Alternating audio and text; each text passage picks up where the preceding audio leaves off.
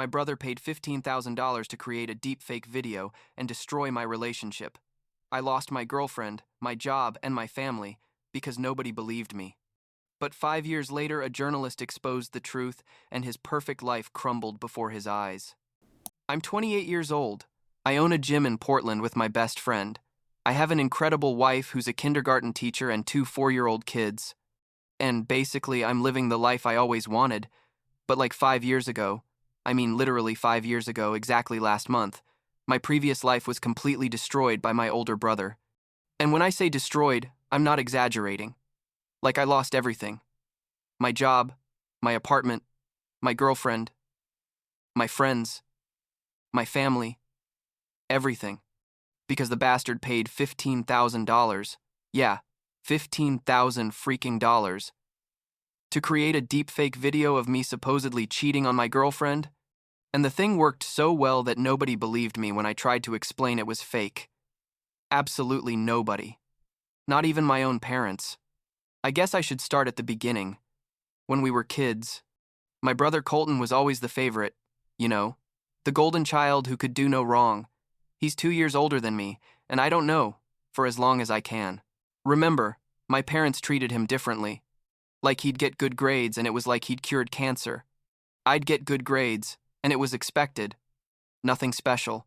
Colton played soccer in high school, and my parents went to all his games with custom t-shirts and the whole deal. I played guitar in a band, and my parents came to like 1 out of every 5 shows, and when they came, they'd be on their phones the whole time. That's basically how my whole childhood was, living in my perfect brother's shadow. But honestly, it didn't bother me that much. I mean, yeah, it hurt sometimes, but I learned to live with it. I developed my own life, my own interests, and I thought that when I grew up and moved out, things would be different. I moved out after college, got a decent job in marketing for a medium-sized company. Nothing fancy, but it paid well and I liked it. Lived in a small but nice apartment. I had my friends from work and from the gym where I trained, and honestly, I was happy. Like I was finally building something that was mine, you know what I mean? And then in 2018, at the company's annual picnic in June, I think, I met Samantha. She worked in the HR department, and honestly, it was love at first sight. I mean, I don't normally believe in those things, but with her, it was different. We started talking by the burger table and didn't stop for like 3 hours. We stayed there even after everyone left, just sitting on the grass talking about everything and nothing. We started officially dating like 2 weeks later, and by December, we were already living together. She moved into my apartment and everything was perfect. We had plans. We talked about eventually getting married, having kids, buying a house, you know, the whole package. The problem started when Colton decided to reconnect with me. For years, we barely talked. He was living his perfect life with his perfect finance job and his perfect friends. And I was fine with that. Like I didn't particularly miss him. But then, in early 2019, he called me out of the blue saying he wanted us to be closer.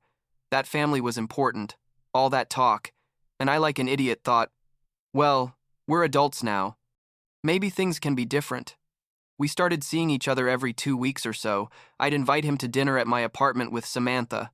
We'd go out for beers on Fridays, normal stuff, between brothers. And at first everything seemed fine, but looking back I should have seen it coming. The signs were there. Colton started showing up at my apartment without notice, like he'd knock on the door and say, "Oh, I was passing by and thought I'd say hi." And it was always when I wasn't there. Always when only Samantha was home. And she'd tell me he'd stay for like half an hour talking to her, asking about her job, her family, her interests. Samantha thought he was just being nice, trying to get to know her better because she was important to me. And I thought so too. I didn't see anything weird about it. I mean, he was my brother, right? He also started inviting us to things constantly, to expensive restaurants that he'd pay for, to events at his work, to outings with his friends, and he was always like super attentive to Samantha, refilling her wine glass, making her laugh with his stories, asking her opinion about everything, and I thought he was being a good brother, that he was making an effort to include my girlfriend in the family. The thing is that in March 2019, I had to go to Seattle for a work conference. It was 4 days, Thursday through Sunday, and Samantha couldn't come because she had an important project at the office, so she stayed home. I remember perfectly that she called me on Friday night and she sounded normal. We talked for like 20 minutes about her day. My day. Nothing out of the ordinary. She said, "I love you." I said, "I love you," and we hung up. On Saturday, she sent me some text messages during the day. All normal. And Sunday morning, I took my flight back, got to the apartment, around 3 in the afternoon, opened the door with my key, and the scene I found completely confused me. Samantha was sitting on the couch with her laptop on her legs, and when she saw me come in, she didn't smile, didn't get up to hug me, just looked at me with an expression I'd never seen on her, like a mixture of disgust and pain and fury. I asked her what was wrong, obviously worried because I thought maybe something had happened with her family or her job, and she turned the laptop toward me and said, "I need you to explain this to me." On the screen, there was a paused video, and I walked over, not understanding what was happening. And then she hit play, and my world literally fell apart. It was a video of me. I mean, it looked exactly like me. Same face, same body, same voice, in a hotel room with a woman I didn't know, and we were having sex. Like, the video was super explicit. Nothing left to the imagination. And I just stood there with my suitcase still in my hand, thinking, what the hell is this? Because I never, ever in my life had been with that woman, had never been in that room, had never done anything the video showed. I told Samantha that wasn't me, that I had no idea where that video had come from, but it definitely wasn't real. And she just laughed, like a bitter and sad laugh, and said seriously, "Wyatt, that's the best you can do? It's clearly you. It's your face, your voice, your body, everything." I tried to explain to her that it had to be edited or something, that technology now allowed those things to be done, that I'd heard about deepfakes, and how they could make it look like someone was saying or doing things they never did. But she wasn't listening to me. She kept saying it was obvious, it was me, not to treat her like an idiot. I showed her my conference itinerary, the photos I'd taken with timestamps, the receipts from restaurants and the hotel in Seattle, everything I could to prove I'd been where I said I'd be. But she said the video didn't have a date, that it could have been from any time, from before we started dating or from some weekend I said I was going to be with the guys from the gym. I begged her to believe me, literally begged her on my knees, and she just packed a suitcase and left to her sister's house.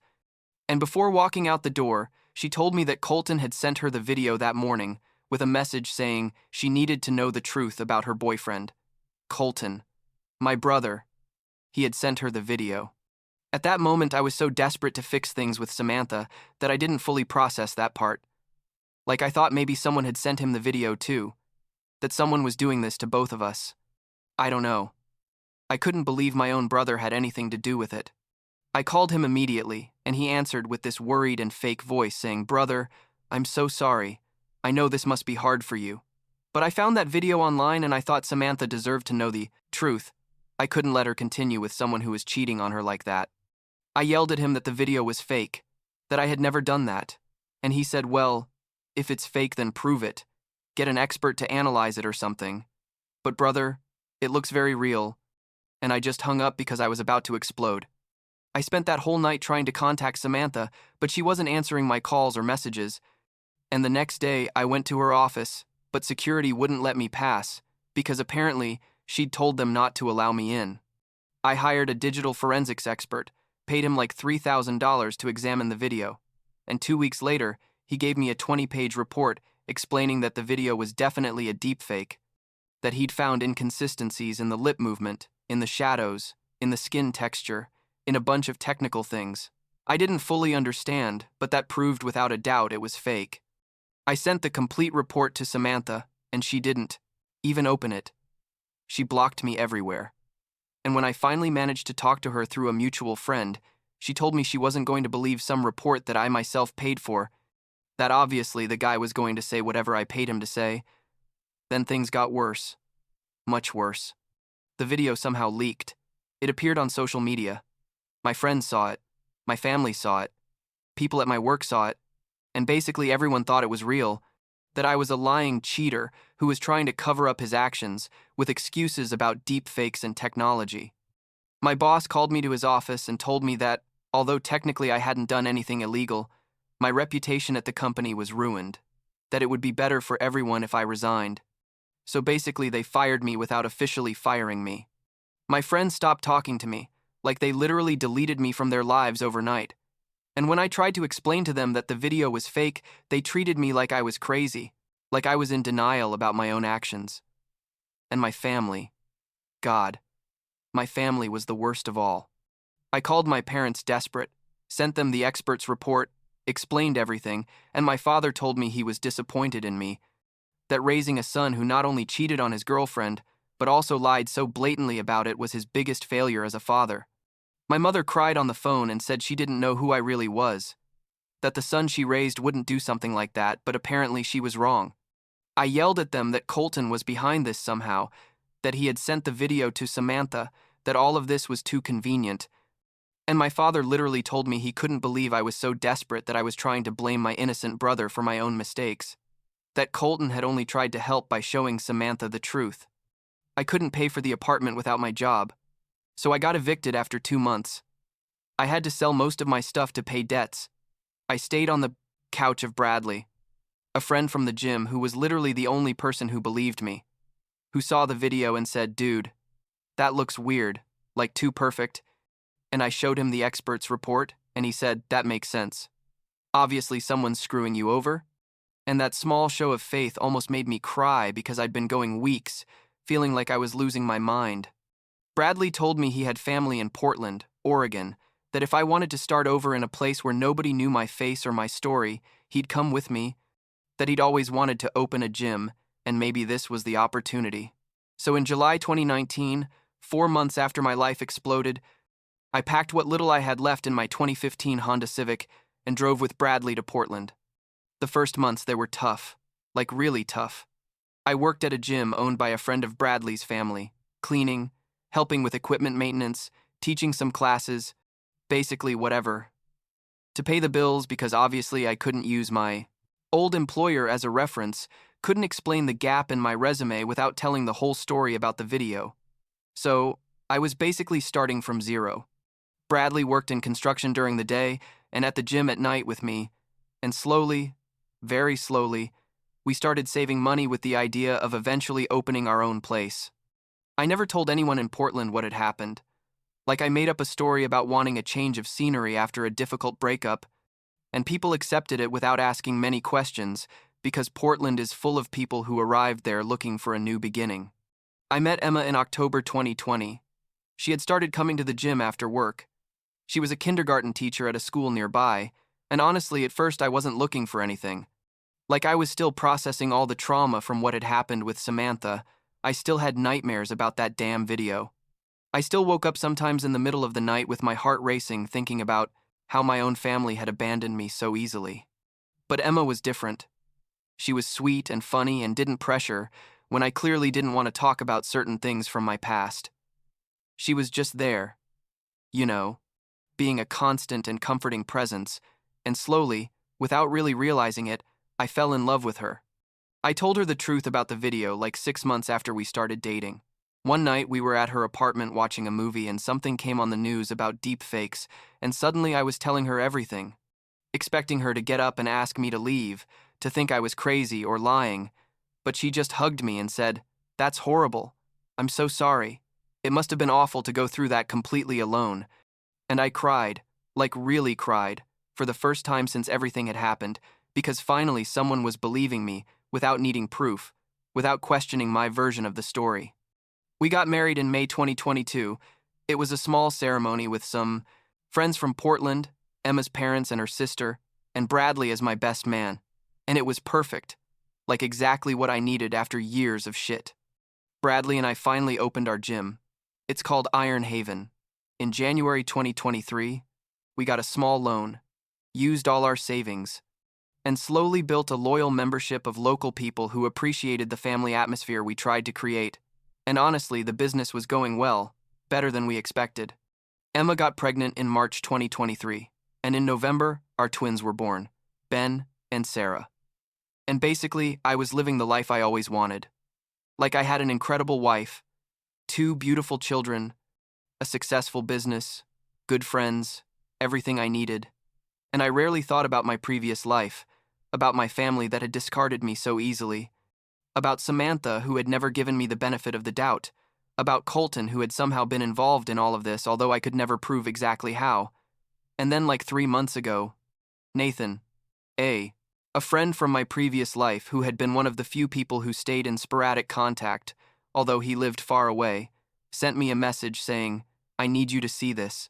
It's important," with a link to a video on Twitter that was apparently going viral. I opened the link on my phone. Emma was next to me feeding Sarah, and when it started playing, I almost dropped the phone. It was Colton, clearly drunk at what looked like a party or a bar, surrounded by people with their phones recording him, and he was talking, rambling really, saying things like, "You guys don't understand what I had to do.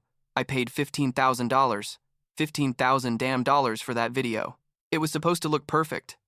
It was supposed to be unquestionable. And it worked. Everyone believed it. Everyone thought my brother was the bad guy, and I could finally have Samantha for myself. Finally, she saw me. Finally, I was the good one." The video continued with Colton drunkenly crying and saying he felt guilty, that he had ruined his brother's life for a girl who didn't even really love him, that his parents had never believed Wyatt because Colton had always been the favorite, and they couldn't accept that their perfect son was capable of something like that everything had gotten out of control and now he didn't know how to fix it. Someone in the video asked, "Wait, you paid for a deepfake of your brother?" And Colton nodded and said, "Yes. I found a guy on the dark web, sent him photos and videos of my brother, gave him specifications of how I wanted it to look, and he made a perfect video, absolutely perfect. Nobody could tell it was fake just by looking at it. And I sent it to Samantha, telling her I'd found it online, that I thought she deserved to know her boyfriend was cheating on her." The video ended with someone else at the party saying, "Dude, that's super messed up," and Colton collapsing in a chair crying. Nathan had sent me another message saying this was at a party last week. Someone recorded it and uploaded it last night. It already has like 500,000 views. People are trying to identify who he is. I thought you should know. I sat there with the phone in my hand, feeling like I was in shock, like I couldn't fully process what I'd just seen. 5 years. 5 damn years of my life destroyed, of rebuilding myself from scratch, of living with the weight of nobody having believed me. And now, finally, there was proof, irrefutable proof that I had been telling the truth the whole time. Emma saw my face and asked me what was wrong. I showed her the video and she went pale, said, "Oh my God, Wyatt, this is going to change everything." And she was right. In the next 48 hours, the video exploded on the internet. People shared it millions of times. Journalists started investigating who Colton was. They found information about me, about what had happened in 2019, and suddenly the whole story went public, like news articles with headlines like, "Man confesses to paying for deepfake to ruin his brother's life," and "The dark reality of deepfakes, a true story of family betrayal." My phone started getting calls and messages from numbers I didn't know. Reporters wanting interviews, people wanting to tell my story, and basically I had to turn off my phone for a few days because it was too much. My parents called me from the house phone, the only number I hadn't blocked because I thought maybe it was an emergency. And when I answered, my mother was crying, saying, "Wyatt, I'm so sorry. We didn't know. We never knew. Colton lied to all of us. Please forgive us." And my father took the phone and said, "Son, we made a horrible mistake. We should have believed you. You're our son and we failed you when you needed us most. Please give us a chance to fix this." And honestly, I didn't know what to feel. Like I dreamed of this moment for years. Of the moment they'd finally believe me. But now that it was happening, I just felt empty, tired. I didn't feel the vindication I thought I'd feel. I told them I needed time to process all this, that I'd call them when I was ready, and I hung up. Colton lost his job immediately. The finance company where he worked made a statement saying they didn't tolerate that kind of behavior from their employees, and basically he became persona non grata on social media. People found him on all platforms and harassed him with messages about how terrible he was, about how he'd ruined his brother's life out of sick jealousy. Part of me felt satisfied watching his life fall apart the same way mine had fallen apart 5 years earlier. But another part just felt sadness. Like, what a waste. All this destruction for what? Because he wanted my girlfriend. because he always had to be the favorite, the best, the most successful, and he couldn't stand that I had something he wanted. Samantha contacted me like a week after the video went viral. She sent me a long email, super long, like 3 pages, where she basically apologized for not believing me, for not giving importance to the expert's report I sent her, for allowing Colton to manipulate her. And then at the end of the email, she dropped a bomb. She had married Colton in 2021. They'd had a son together in 2022. And now they were in the process of divorce because it turns out Colton had been as controlling and manipulative with her as he'd been with our family his whole life. And she'd finally seen who he really was after the video came to light. She asked me to talk, that maybe we could find a way to fix what was broken. And I read that email like 3 times, trying to feel something. Anything. But honestly, I just felt indifference. I replied with a short email telling her I appreciated her apology, but that I'd moved on with my life, that I was married to an incredible woman and we had 2 kids, that I'd built a new life in Portland and had no interest in going back to the past, that I wished her and her son the best, but there was no future for us in any capacity. I didn't mention anything about the fact that she'd married the guy who had ruined my life, that she'd had a child with him. Because honestly, what could I say that wouldn't sound bitter or cruel? And I didn't want to be that person. Not after working so hard to rebuild myself. I've had some phone conversations with my parents in the last few weeks, like short and awkward calls where they try to explain why they took Colton's side, saying he was always so convincing, that he'd never given them reasons to doubt him before this, that they deeply regret not treating us fairly when we were kids, that now they can see how their favoritism damaged both of us in different ways. I've told them I accept their apologies, but that I need time, that I'm not ready to have a full relationship with them again, that maybe someday we can work toward that, but for now I need to maintain distance. And they understand, or at least they say they understand. As for Colton, I haven't talked to him once, not even when he sent me like 20 text messages begging me to forgive him, saying he was going to therapy, that he was trying to be better, that he wanted to make up for all the damage he'd caused. I blocked his number without responding because honestly I have nothing to say to him. No interest in hearing his excuses or his guilt. He made choices that destroyed my life, and now he's living with the consequences of those choices, and that's not my problem. The only thing I did for him, or really for his son, who's not at fault for any of this, was to set up a trust fund. I put $50,000 in an account that the kid will be able to access when he turns 18, because look, the kid is technically my nephew, carries my blood even though he'll never know me. And I don't want him to pay for his father's mistakes. I don't want him to grow up without opportunities because Colton ruined his own life. But I made it very clear through my lawyer that this doesn't mean I want any kind of relationship with Colton or his family, that this is simply doing the right thing for an innocent child. Bradley and I are in the process of opening a second location of Iron Haven across town. The first one is doing so well.